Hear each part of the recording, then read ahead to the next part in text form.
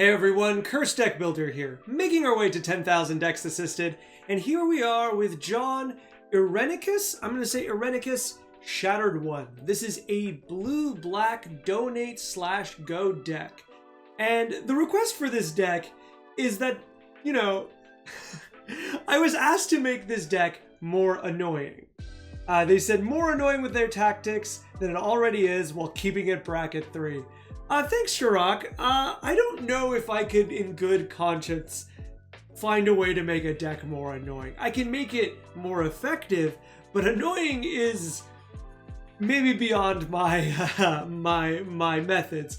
See, I think annoying is kind of vague as an idea. Annoying could mean that your opponents just have a miserable time, and I don't know if I could, with good conscience, do that. I also think annoying could be, you know, just like win a lot, or just like, you know, just make people upset that you pull out this deck.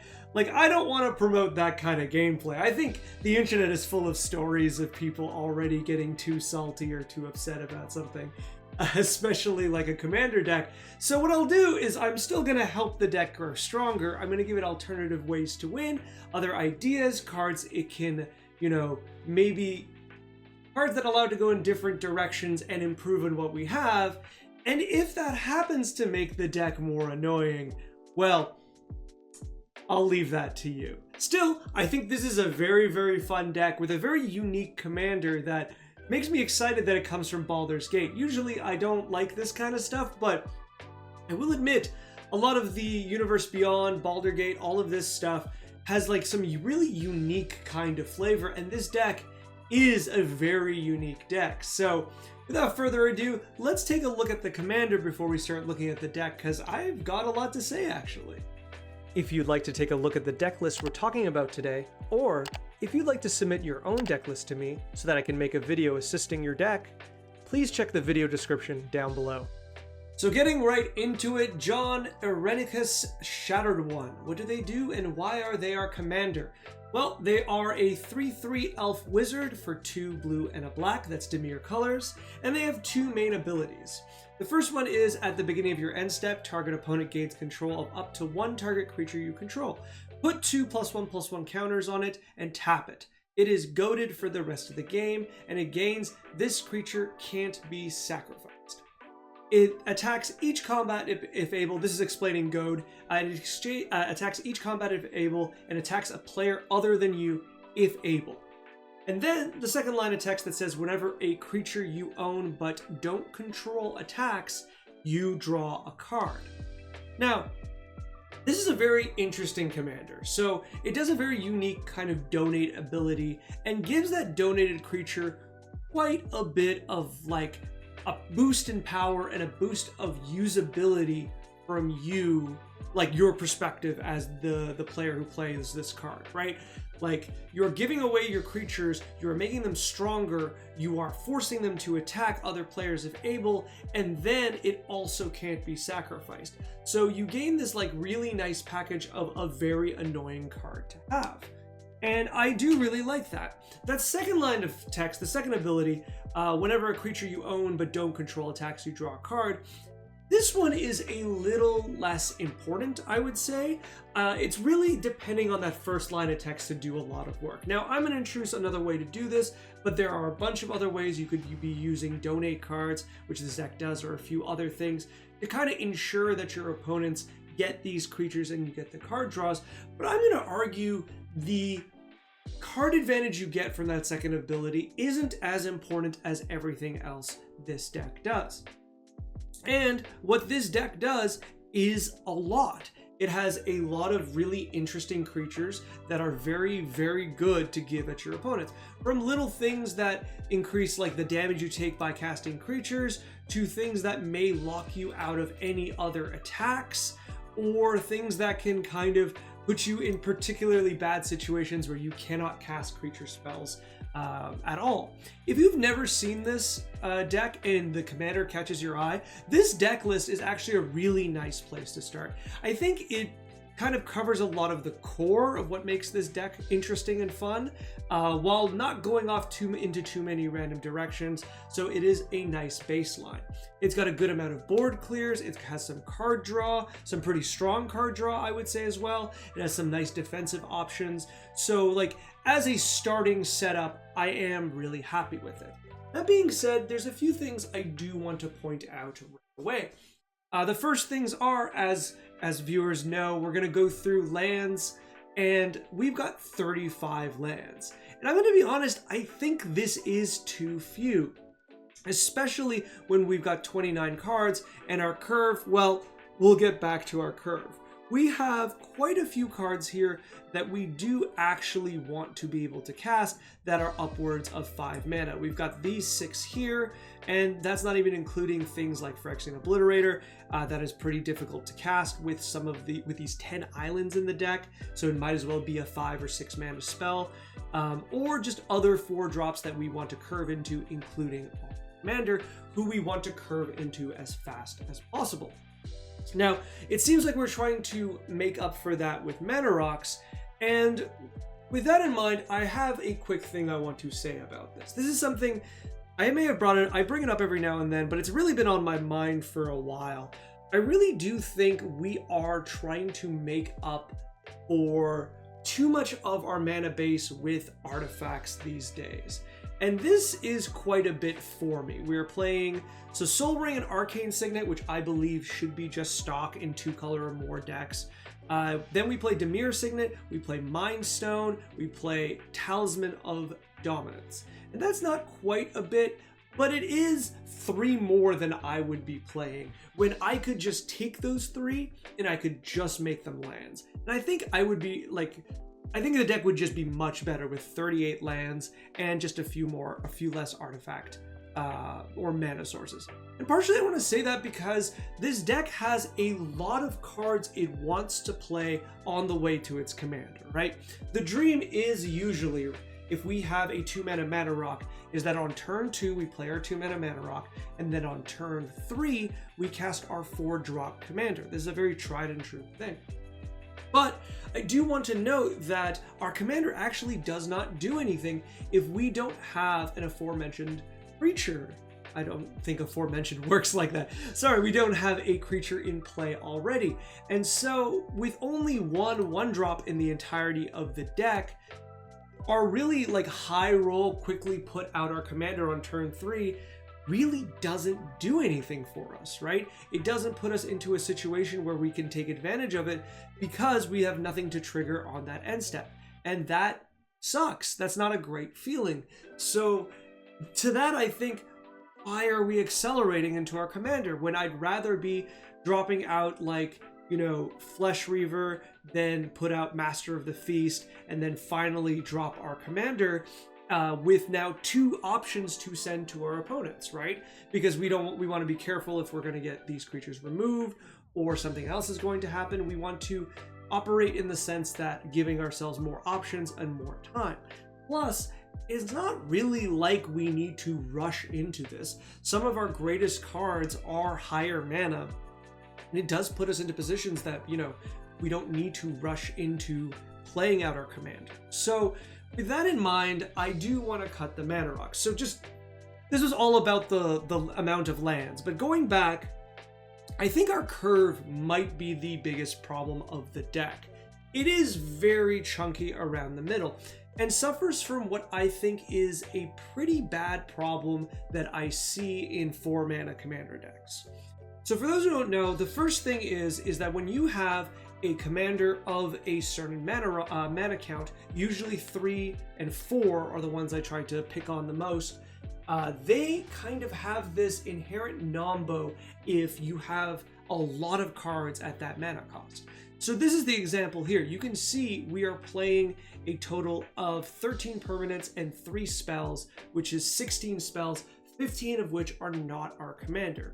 So we've got 15 cards here that, to an extent, they kind of fight with what our commander wants to do. Now, not all of them, don't get me wrong. A lot of these cards we absolutely do not want to cast. Well, I'm going to say most of them we do not want to cast. It's actually I think maybe Desecration Elemental's the worst of these, but a handful of these we do not want to cast without our commander out. It's actually less than I thought. Abyssal Persecutor, Gisa, Gritting Demon even, because it's just 2 damage. Phyrexian Obliterator for sure, Phyrexian Vat Mother for sure, Rust Elemental, not so much. But a number of these we're pretty happy to just cast out without our commander. And then there's a few like Grid Monitor and the Rust Elemental and the other elemental, Desecration Elemental, that we absolutely want our commander out. Then we've got a few cards here. The Duplication is not as good without our commander, but the other ones are generally playable with or without our commander. And this is actually worse, weirdly enough. You might be like, well, Cursed, you just described that a bunch of these creatures don't need our commander to be out to be good, but that means that we're having a bit of a back and forth of which one we should be playing, because honestly, in certain boards, you might want to cast out Phyrexian Obliterator before you cast out your commander, and that is an inherent nombo with the deck, especially since, if you think about it this way, then you go to your next turn, you play an additional land, you still need to cast your commander, and if not, you only have a handful of 1-mana spells, some of which aren't very reactive or good to play or hold up mana for. Namely, I'm thinking Dark Ritual and Sleeper Agent, like you want to use that for something else, even to extend Soul Ring. So you only have a handful of cards you might want to use that extra mana for. So we put ourselves in a situation when we have so many 4-drops that we're creating this kind of tension in our deck that doesn't really need to be there. But this leads to the second problem, and this is also a very difficult problem for those in the know, is that decks that are very reliant on 4-drops get a lot of stress on their 2-drops. This works in both directions. This means it's because our 2-drops are our most common card, right? So there's going to be situations where we want to play 2 2-drops. However, guess what that adds up to? That adds up to 4. So we've got 2 cards that add up to our other highest, or second highest, or third highest actually, amount of mana that we want to be using. Like these 4-drops are really important, and every time we play a 4-drop, we can't play 2 2-drops, which is the most common thing in our deck. Sorry if this is getting kind of confusing. To kind of sum it up nicely is that the reason that curves kind of look the way they do is they try to relieve a lot of tension within the deck itself by enabling you to have a variety of plays that taper off in levels of restriction, right? When you have to play a 5-drop every turn, your mana is very restrictive of what other spells you can play. Obviously, we don't want a deck that has only 5-drops. And if we have a variety, then we could always slot in a 1-drop, a 3-drop, a 2-drop, wherever to get the most out of our spells. However, when we have a deck that is very heavy on like 2 and 4 or 3 and 6, mana values that double into each other, we put a lot of unnecessary stress on our hands, especially when we're not hitting our land drops, which is the going back to wanting to go up to 35 lands. So this is kind of like, I've already kind of wanted to take out some of these 2-drops, the artifact, the mana rocks, but I'm just trying to point out kind of like a structural problem that I think this deck really exemplifies in a way that I think can be fixed pretty easily. Looking at the deck itself and the cards into it. Oh, sorry, there's one more thing I wanted to do that we did a time before, and that's looking at our color divide. So we can see we've got half, 55% of the deck is black mana, and we produce about 36% of our mana production, 63 is black. On the other hand, we've got 29 and 51% of our lands tap for blue. This feels a bit weird. Now, I'm going to be suggesting some blue cards in my editions, so I don't want to like give you a hard and fast rule because the numbers are going to change, but this just kind of feels bad. Like if half of our deck is black and only 63% of our lands tap for black, that's a real problem, I would say. Like this is a real wrong half of the deck. And also when 30% of our cards are blue, like 31% of our symbols are blue, we don't need 50, like, sorry, it is nice to have 51% of our mana tap for blue, it just shouldn't come at the cost of the black, which the majority of the deck is, right? We definitely want, I don't want to reduce this number too much, but we do want to add to this number. And it's pretty obvious here that the 10 islands are probably the main cause of this. We still have room to play a few more different kinds of lands, different kinds of fetch lands, like even like evolving wild style fetch lands, ash barrens, things like that, to just help us get our black pips faster, especially, oh boy, especially when we want to play Phyrexian Obliterator. Okay, that is a lot of our structural issues on the table, which I will say I think are the biggest issues of the deck. I think if you fix the structural issues, like if you're the deck builder or if you're anyone looking at this deck, if you can fix those structural issues, I think you already have a very clean deck in front of you. That being said, let's talk about our other cards and the things that this deck does. Now, it's really important to know that we have a lot of cards that have an inherent kind of stressor on our opponents, right? We're giving them something that makes them unhappy to have, that will attack the other players of the game. And though it's not as clean cut as we'd like it to be, because some cards are definitely way stronger than others, there is this kind of like risk reward situation. This is very clearly like Steel Golem is a phenomenal card. However, if your opponents interrupt your effect of your commander trying to give someone the Steel Golem, you're kind of stuck with a Steel Golem and you put yourself in a really bad position. If this is what the deck builder meant by wanting the deck to be more annoying, this is something that can happen. It can be annoying for you. So though I'm not going to speak to it too much, I think it is absolutely worth considering in a deck like this, saying, hey, what if this card stays on my battlefield? Am I out of the game?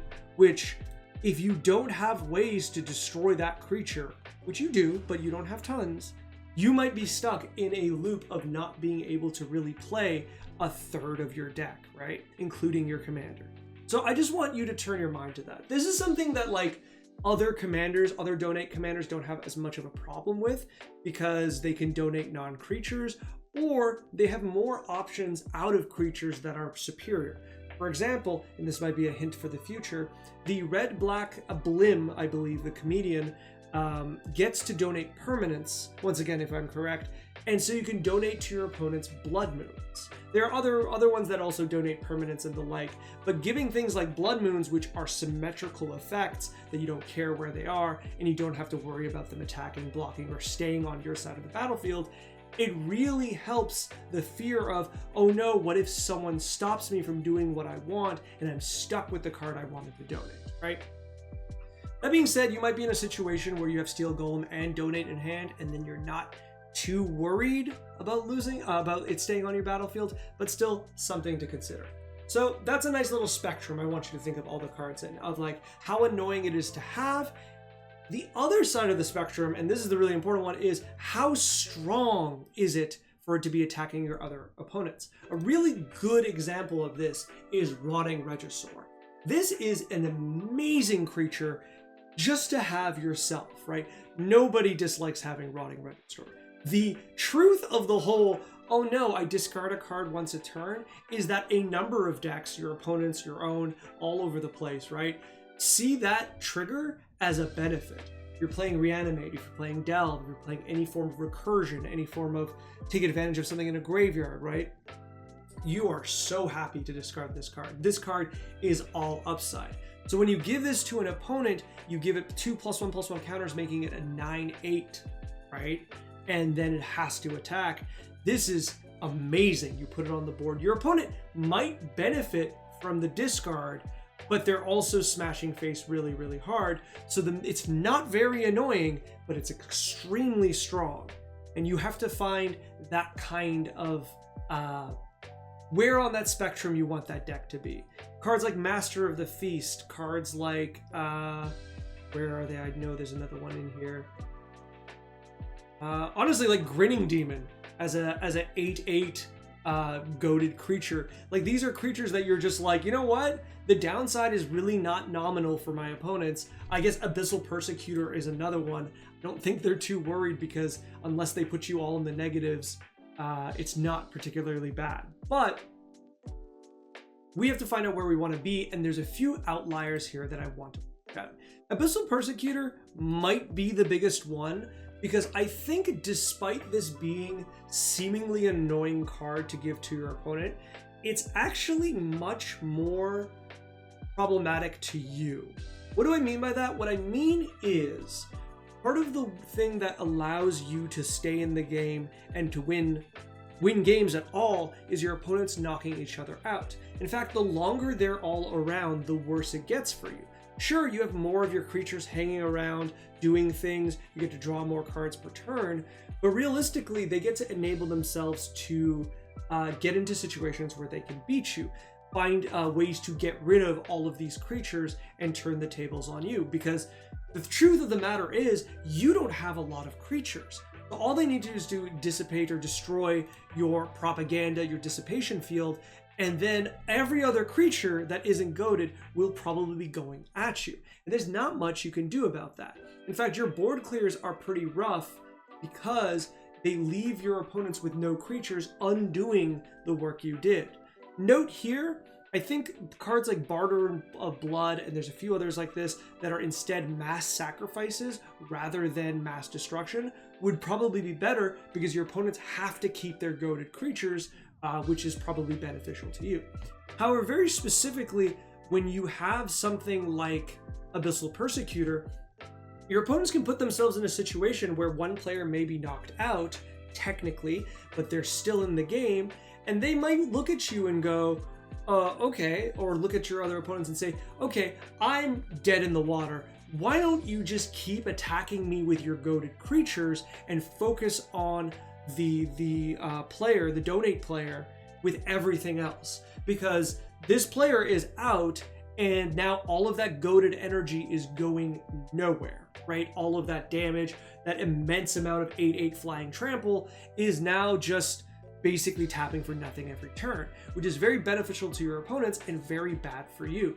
So I don't think Abyssal Persecutor sets you up to win.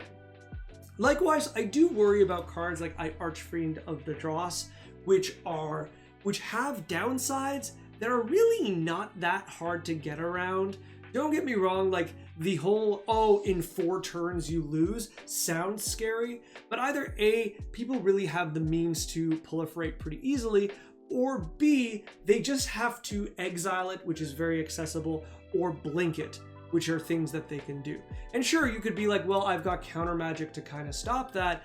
I would say maybe to an extent. I don't know how often you're going to be wanting to use, like, hold up all this counter magic for things like this. I think much more realistically, you might be in a situation where your opponents have these big creatures and are going to plan that when they knock out that last opponent, everything's going to turn at you pretty quickly.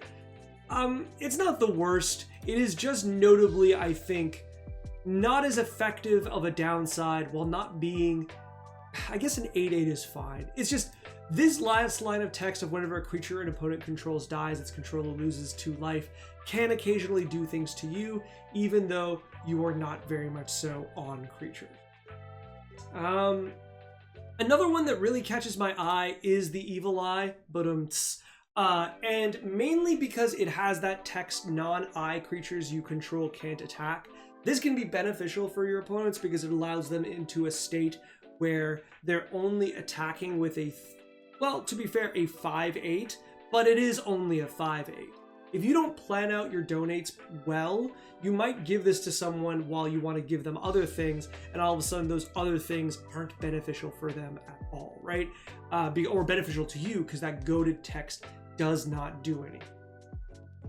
It's not the worst. I get the idea that you're going to give this to someone who has a bunch of creatures, but I feel there's like much better things you can do that are more meaningful. Likewise, the Painwrecker Oni also feels kind of weirdly weak. I get these, there's a few of these that are just like, hey, you have to sacrifice every turn, and you can't sacrifice the cards I donate to you. I think if the board doesn't enable it, it just doesn't end up being a particularly good card. It just ends up being a situation where your opponent either doesn't care or doesn't have creatures to sacrifice. I do get there's situations where like your opponent has their commander and nothing else. You get to cast Pain Rack or Oni and then they get it right away, assuming they have no interaction, assuming they don't stop you in any way, and then it comes to their upkeep and they lose, and they have this stays around and they lose their commander. I don't know to what degree that's good enough. It's close. It's really close. This one really catches my eye. Likewise, I think the Gut Wrencher Oni also has this problem in the opposite situation, where discarding a card, much like, let's see, the Rotting Regisaur wasn't giving, like, Rotting Regisaur is so good, it's a forced discard, it's way more power, and it's less mana. So just in comparison, the Gut Wrencher Oni feels really, really weak and such an investment of your mana on your side when you have much better targets. Lore of the Pit is too much mana. I can't justify it. It's just too much mana. And even Hellcarver Demon feels kind of, I don't know, feels kind of okay. I know it's unlikely for them to be able to win out of that situation because they lose everything else. But I will say there's going to be scenarios because of how Commander works that they're going to attack. They're going to look at this and go, you know what, I'll attack. Especially if they're going to, I mean, I get they don't have a choice, sorry. What I should say is that when they attack, they don't feel as bad about it because they're willing to throw their game away for a chance to cast, I don't know, a number of cards out of their deck that are really powerful. The mentality is you don't give that player this card, but at 6 mana, I think it's still kind of clunky. It is annoying as heck, don't get me wrong, but I do think it is a bit of a clunky card. Something I'm going to introduce in additions in a few moments is that I still want these cards to be somewhat useful when they are on your side of the field, or to an extent when you use Homeward Path to get them back. Okay, that's generally the cards I think I'm the hardest on. I will say I do feel that maybe we're playing just a little too few of these extra donate cards. I think you could probably cut 2 and I'd be fine with it. The Nurok stealth suit feels really cute. There's got to be something better than this, right? In my heart of hearts, I just feel like there has to be something more efficient. And even then, I mean, who cares really? Like, is this really the card that you want when you could be playing like a phase out ability or something else to protect your cards that I think will be more reasonable? Phase outs could also, like, slip out the back can be used against your opponent's creatures, which can be useful even if they are your creatures you've given to them. Yeah, not as impressive. Likewise, I don't know if the Swiftfoot Boots or Lightning Greaves are as useful. I do understand this deck does very little without our commander, but these don't, maybe the Swiftfoot Boots don't feel as good as like the Lightning Greaves or any other form of protection. Finally, coming to the end, Leyline of Anticipation feels really, really weird here. I can't get behind this. It is not a deck that really desperately needs the ability to put everything at flash, but also it's at 4 mana and you're not going to start a lot of games with it, so it just feels like this is a generically blue card that we're putting in the deck for like no reason, if you ask me. Okay. Is there anything else that I really want to shout out? I don't think so. Right now, there's a lot of these cards that would be changed back and forth, whether or depending on your feeling about that spectrum I said earlier. Okay, let's go into additions. And this is the most annoying card I am going to suggest. It's also probably one of the strongest, and that's Harbinger of the Seas. This naturally encourages even more swamps into your deck. There is an inherent Nombo with Homeward Path, which is, we're going to get to that in a second, but this is an immensely powerful card. Most likely it will be chump blocked by your opponents and destroyed with them working together, something other creatures don't have necessarily the same problem, but in the meantime it can shut off players if you can get this out, if you can keep this tapped, or you can keep this alive. your opponents will suffer quite a bit under it. This is also a card that you can cast and just leave on your side of the field, right? That you don't even need to give to someone else. So I do think this is a very strong card. I just opened another one today, so it's been on my mind. All right, let's talk about two cards about land, searching for lands, land tutors. Expedition Map and Urza's Cave are cards I think the deck desperately needs, because I really do think Homeward Path is your final win condition most of the time. That land is so important to you because it puts you in that situation where you're down to one opponent and all those creatures you've worked so hard to like ramp up that are goaded have to attack you. You need to get them back at end of turn so you can turn around and attack your opponents and your last opponent and win. This is partially why that if you would ask me, I would say I'd really want to drop everything that is so painfully detrimental to have to the point you never even want it back on your side of the battlefield, because there's just realistically situations where you're going to need to Homeward Path so that you can knock a player out. If they're the last player, that's great. If they're not, it's still going to happen that you're going to want to have to do it. And sure, you can attack with you can get something back, attack with it, give it back with your commander and not feel so bad. However, if those cards are so detrimental to use, I'm thinking things like the Desecrator Demon, the Desecration Elemental, which you can lose a lot really fast when that happens. Even if they continue to have that text that says you cannot be sacrificed, it might still be a pretty bad situation for you. Or, I don't know, others depending on the situation, like the ones that will do a lot of damage to you. Hellcarver Demon, I think as well could be a pretty bad situation if it's given to you. If you take it back and you have to attack with it. Because remember, when you gain back the creatures, they are goaded, so you will have to attack with them, so you want them to be feasible.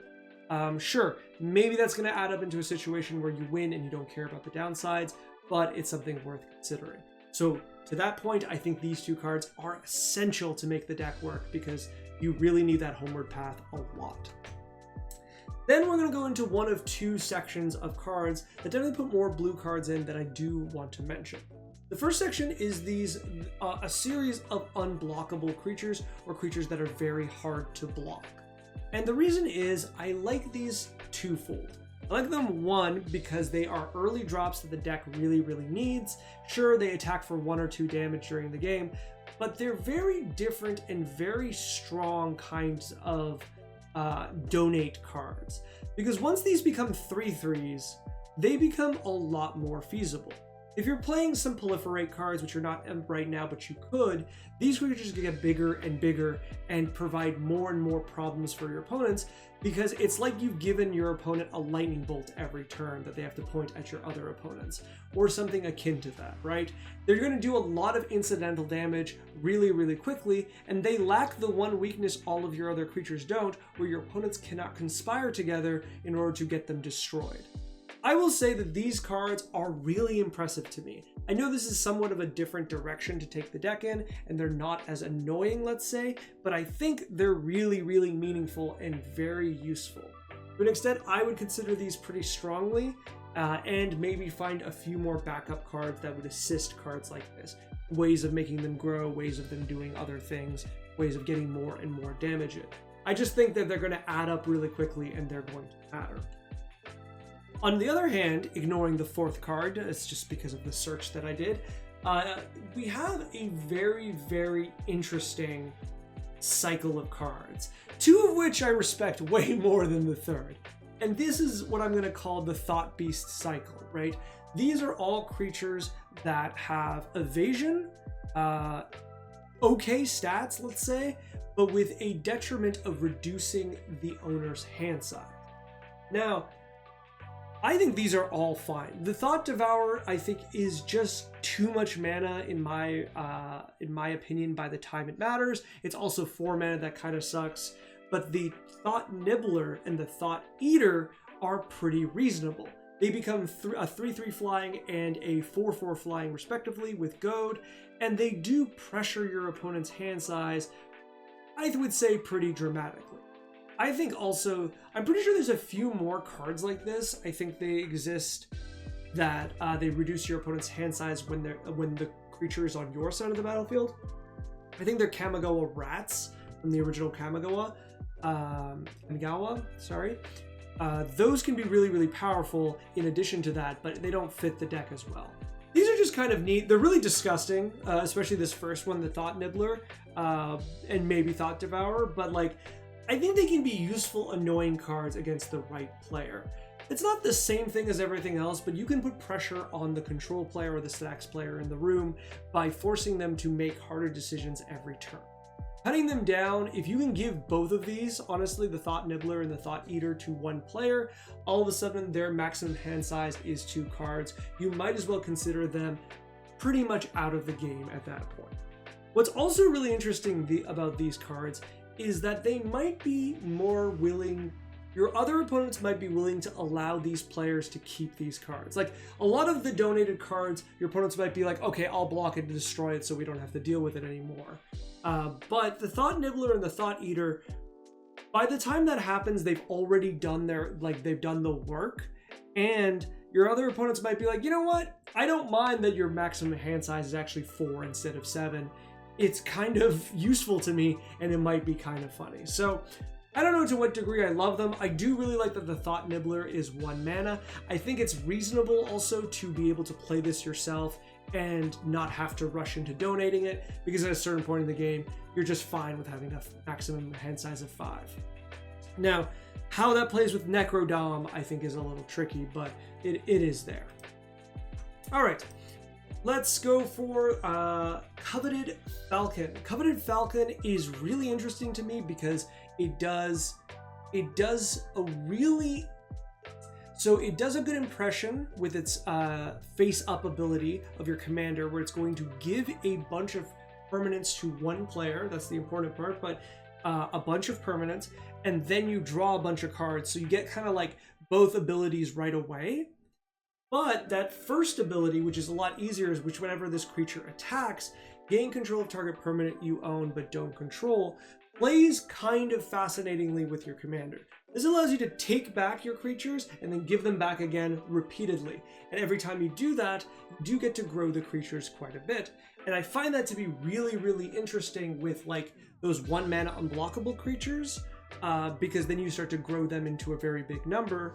And in the meantime, if you're interfered with, right? Like if your commander is put out and you can't get it back, you taking back a 3/3 unblockable can't be sacrificed creature, you're kind of fine with that. Like I said, this is very much so on the spectrum of powerful creature with goad and +1/+1 counters and not very annoying to you, so you don't mind getting it back.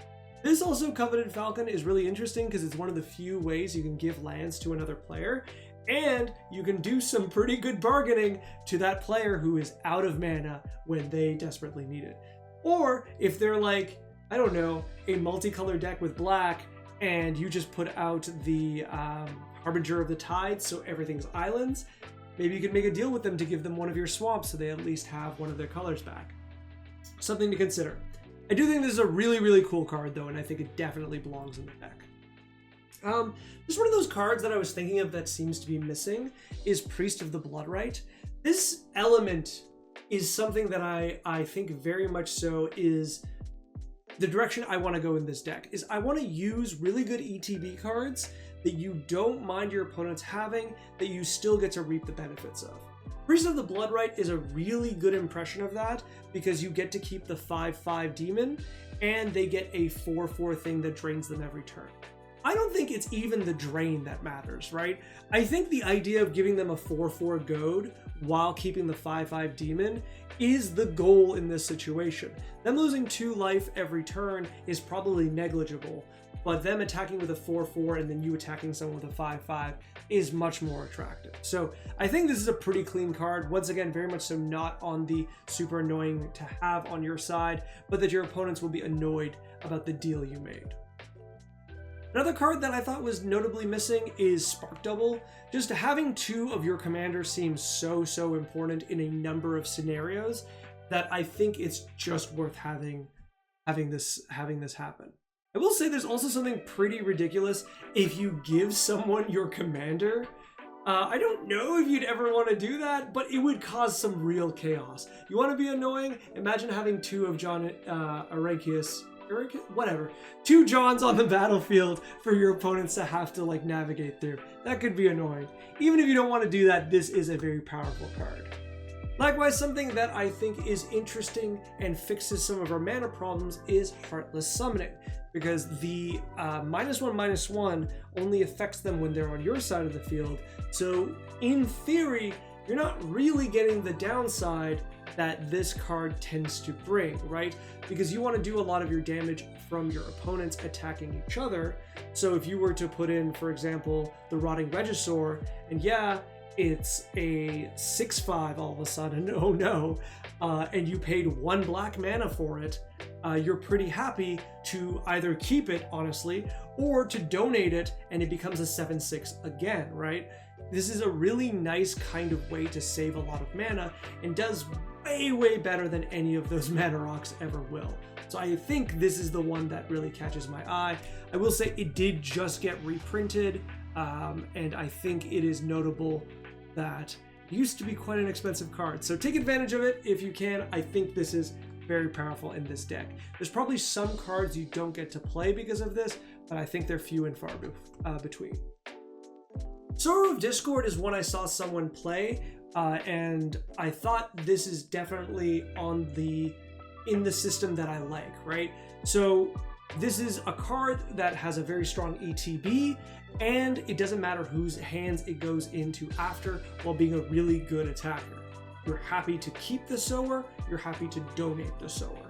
Ideally, you find a situation where you get the best 2 players. I think it's pretty safe to say if you give it to opponent A and you name opponent B and C as the 2 players, you're getting the most out of it.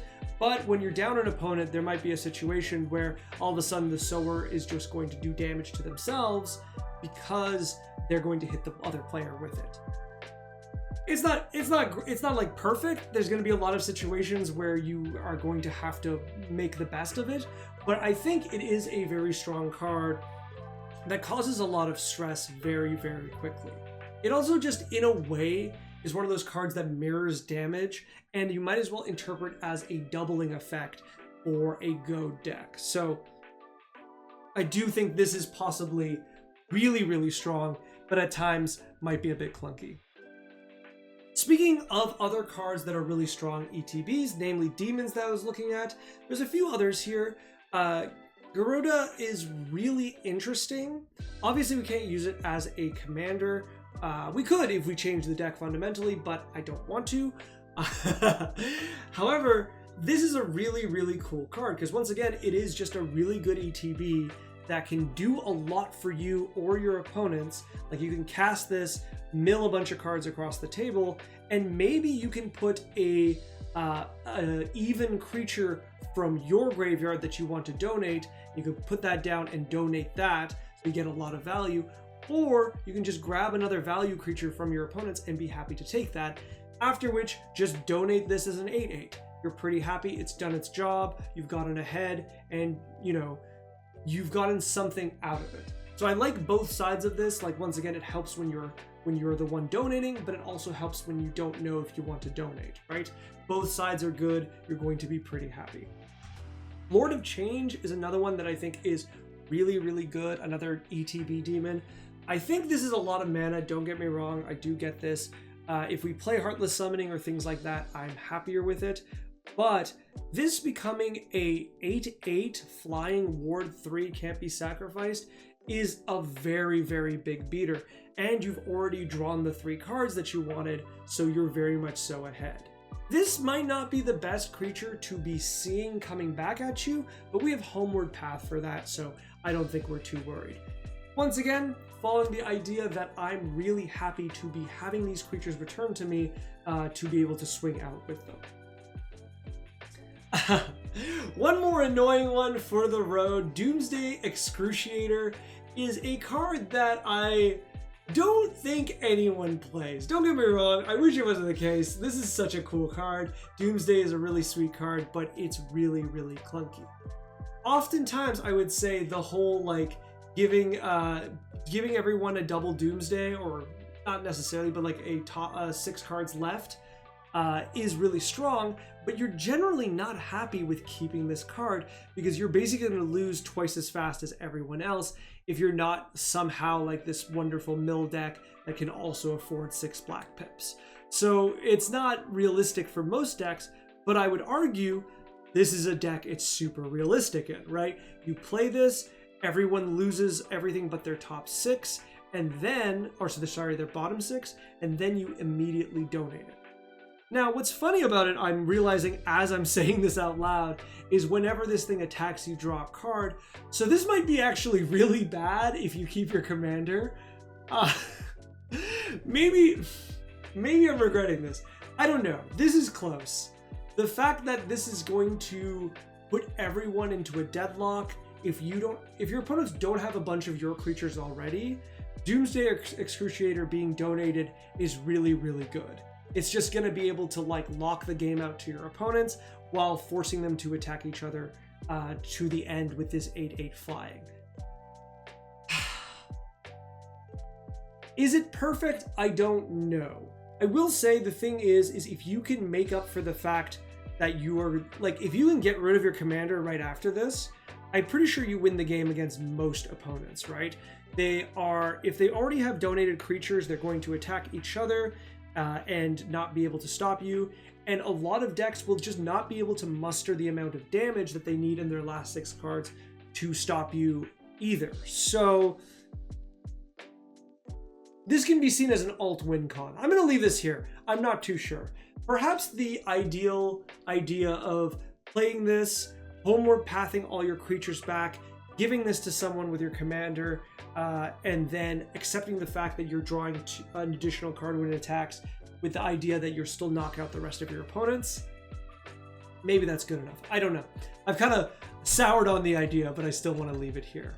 Finally, and I think this is the most important one, honestly, this deck is kind of weak to board clears in a way that most decks aren't, right? A lot of decks kind of, and okay, I'll say this is also another thing with goad decks or creature creation and goad decks, is that these board clears do a lot more. They don't just, put everyone back to neutral. They kind of put you in a situation where your entire system has been like taken apart and you have to slowly piece it back together in a way that's even harder than everyone else, because your creatures aren't as replaceable and your entire plan relies on other people having them. So if board clears start pricing you out of your commander, you're often left with a bunch of creatures to donate that you might not be able to immediately donate, so your rebuilding is actually so much slower because you have to invest in your commander, and then you have to invest into the creatures, and you might not have mana to do that in a reasonable amount of turns. That being said, a 5-mana card that if you're able to hold up mana for, which I know is a lot, is Thrilling Encore. This fundamentally solves a lot of problems that this deck has in board clears. When you get to that point where you're just able to, you've gone through counter magic and you've given enough people the creatures that they need in order to get to where they are attacking each other, you can just hold up mana, right? The dream is to hold up counter magic and this, but then when someone casts a board clear that you can't get around, or a board clear that you decide to let through, Thrilling Encore kind of makes up for this deck's weakness all at once. All of a sudden, all those creatures come back to your side of the battlefield. You have immense amounts of ETBs, most likely across the board, and you have probably a lethal board for your opponents. Yes, once again, there's that whole thing of how annoying are your creatures to have, to the point that it might be hurtful for you to do that. However, it is still really, really interesting. If you want an alternate version of this, there's a number of creatures that benefit from numbers of creatures that died this turn with Flash.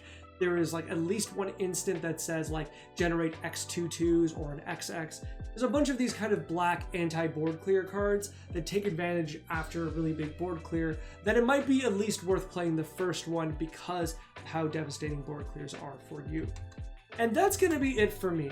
This is a fun deck. I know I probably didn't say a lot of things to make it more annoying. There's a few in there, but not universal.